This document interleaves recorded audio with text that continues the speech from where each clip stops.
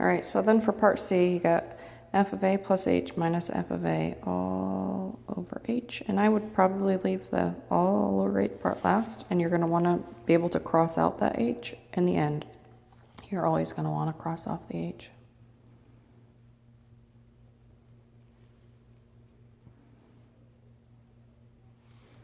Okay, so we got f of a plus h, which is this whole big thing.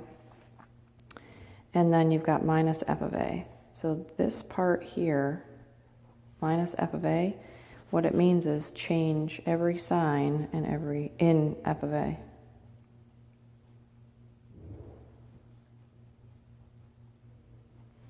So you can kind of think of it as f of a plus h minus, and I kind of put brackets of f of a because that tells me to distribute my negative to every term.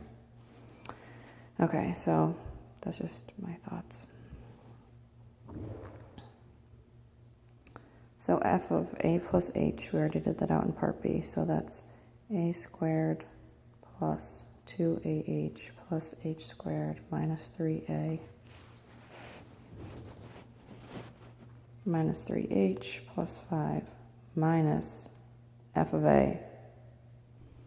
So f of a was a squared, so I'm going to do minus a squared minus 3a, so I'm going to do plus 3a, and then it was plus 5, so I'm going to do minus 5. So I change the sign. So I had a squared, I make it negative a squared. I had negative 3a, so I make it positive 3a. I had plus 5, so I make it minus 5. It's still all over h, but I'd kind of like ignore that. The correct thing to do is, I don't know how A is on notation, the correct thing to do is write it as every new line, but as I'm explaining it, I'm just going to show you. So I kind of search for the a squareds, and I've got positive a squared, negative a squared. They go away. So then I have 2ah, there's no other ah terms. And then I've got h squared, no other h squareds. I got minus 3a and positive 3a. And those cross off.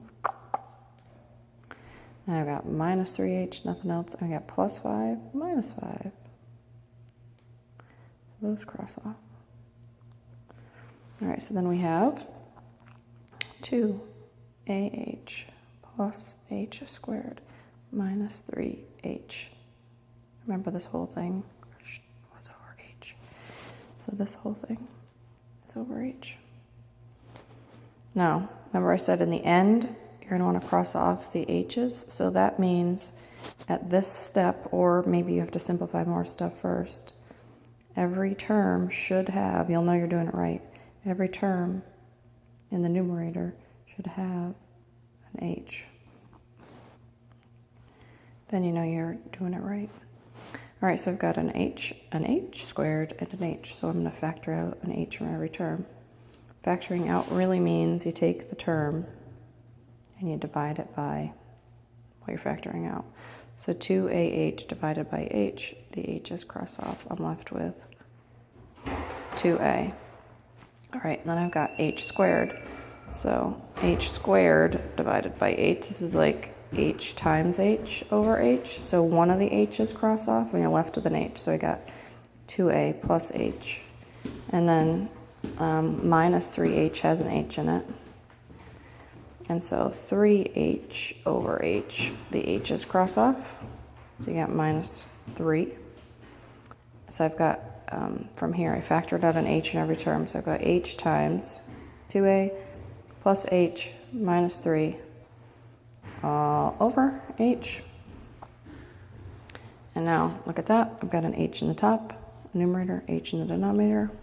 Now those cross off. So my final answer is 2a plus h minus 3.